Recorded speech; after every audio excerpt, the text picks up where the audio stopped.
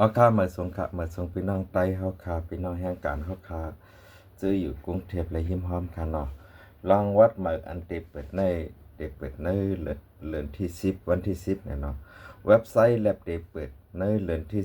10วันที่9หมอกเต็งอันนั้นก็ไว้วันเนี่ยค่ะเนาะตาได้ซองออนไลน์เนี่ยตาได้เฮ็ดวัดหมายในเดไลสั่งหลายๆเนี่ยพี่น้องเขาได้ใกล้ถามมาเนาะอ่าประกันสุขภาพ6เดือนค่ะเนาะเดี๋ยวก็ ตัดให้เสียดเลือดนั่นอยู่ในเขายกก็แทงรองหนึ่งก็อ่าไหวแนมลิตอันนั้นก็ปต50ปต42เนาะกาคันเตอยู่ที่8,100 วัตต์เนาะกำไร8,100 วัตต์ในจ่าย3ปอกค่ะเนาะปอกหนึ่ง600ในเขาขาดได้นับกาล่างลบ100เงินมาจำ500เนี่ยเนาะสังเจอว่าปุ่งแตกมันวันที่9ในเปิดเป็นตั้งการเอานะเขาคาวันที่9เปิดเป็นตั้งการเนาะ ป้อมอกเดือนที่10วันที่7ในเฮาคาได้เก็บมดกำเหลวเหมือนจังหลังมดกำเหลวในเฮาคาได้เก็บ4,600นะครับเนาะเพราะว่าวันที่7ที่8ใน4,600เพราะจ่ายยอด4,600อ่ะนะเท่ากับเต็มอย่างจ่าย2ปอกเนาะพอถึงปากคักตอนนั้นเพราะจ่ายยอด4,600ก็เพราะว่าเทียงเฮาเข้าห้องมาเจ็ดเลือดอันนั้นก็สแกนนิ้วมือเนี่ยนั่นก็ลดรายจ่ายแทง3,500นะจากกว่าเจนในค่ะเนาะกับนั้นแลพี่น้าเฮาค่ะยุ่มยำตั้งเลยก็ยืนตั้งนั้นค่ะเนาะ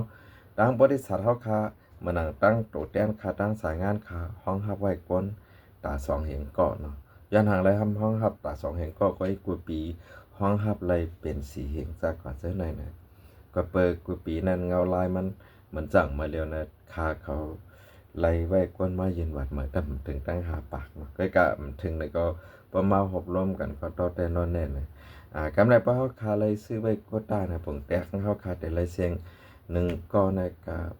โกต้ากาตัดได้เอาหกก้อนเขาในหนึ่งก้อนใน700เนี่ย500เนี่ยจากกว่าจะไหนมันเดมีขนาดเนาะกำไรเขาคาได้ขึ้นมาเพียบ1,000เนี่ยมันเดมีจังนั้นค่ะเนาะก็นั้นแหละปีในตั้งค่าห้องห้าไว้ตา2เหงก็ยกก็ชื่อเป็นตัวแดนขาในนาคาเนี่ยก็คัดใส่ลงโดยไฮไลท์เนาะอันมันหนังค่าเขามาลัดในมาปั่นพื้นหูไปค่ะพี่น้องเขาใครยินตั้งหลายก็ไล่เนาะค่าเขาได้ลงปั่นกูช่องตั้งค่ะอำว่า Facebook YouTube TikTok นะจากก่อนเจ้าเนาะเพจจากก่อนเจ้าหน่อยกำลังตัดได้เข้าหายากค่าในค่าได้ลงไว้หมายฟอนค่ะเนาะหมายฟอนค่ะใน0877325905นะลงปั่นกูช่องตั้งเพราะว่ามาย่าหมายฟอนต์ขายนะจังก้อยเอาอันตีไล่ค่ะอันตีไล่ค่ะในแต่เด็กเข้าในมันนาง0877325905นะมันได้มีตีตัวเลขตั้งนางโตนะจังก้อยเข้าเลยเพราะว่านั่นนะค่าเทมปันเข้าเนาะบางเจ้เนี่ยพี่น้องเขาได้ตักเข้ามาเลยใครถามแต่เนี่ยมันถามแต่เนี่ยมันได้มีเนาะค่าเขาเต็มมันนั่งโตค่าให้ค่าได้มีหมายพงไว้4อัน4เครื่องเนาะ4เครื่องในอันค่าได้ปันพี่น้องเขาฮับคูอะไรเลย0877325905เยอะก็ได้มีหมายพงอันตั้งค่าใกล้ทบกว่าตั้งพี่น้องเขาได้มีจังนั้นกันเนาะ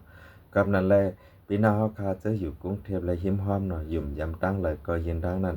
ตั้งค่าในเลยจ่ายเงิน3ปอกกันเนาะยกก็เจอมาเฮ็ดตั้งค่านะก็มันนั่งกว่าปีได้ค่าก็มีซื้อแจกวันเนาะก็กลายปีเด็กกว่าในก็เด็กโดยจำเงาลายเนาะเด็กโดยจำเงาลายโดยจำตึกตังก็ย้อนยินจมพี่น้องเขากูโกนย้อนยินจม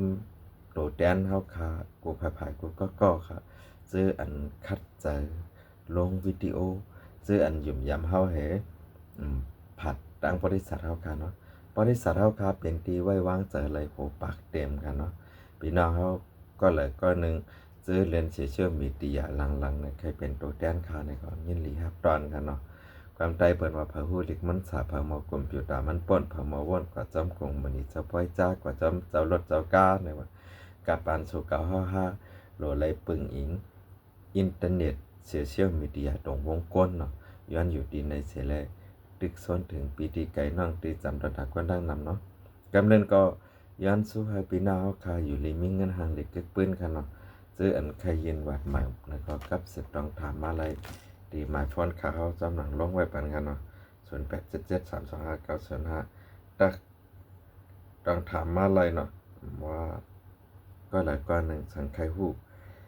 เพราะว่าโทรมาถามนะมันติดแต่ต่อเพราะว่าโทรมาถามทางหมายฟ้อนน่ะข้าห้ามเด็กขึ้นให้ตักมาทางเฟซนะทราบว่าจังได๋เนาะปองเอาไล่เปิงเปลี่ยนมันน่ะพี่น้องเขาได้เฮ็ดวัดน่ะได้แล้วมาปองตีนหน้าหลังอันนั้นก็เองถอนสู้หน้าหลังแล้วก็แคปหางครึ่งโต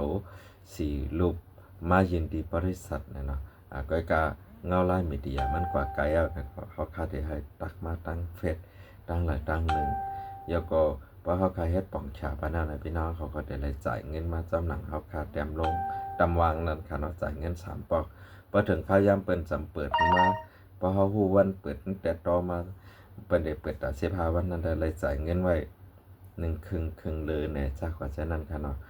ช่างว่าเมื่อเปิ้นไปเปิดเจื้อนแล้วจ่ายไว้ตั้งค่า600นั่นน่ะค่าขึ้น400แล้วก็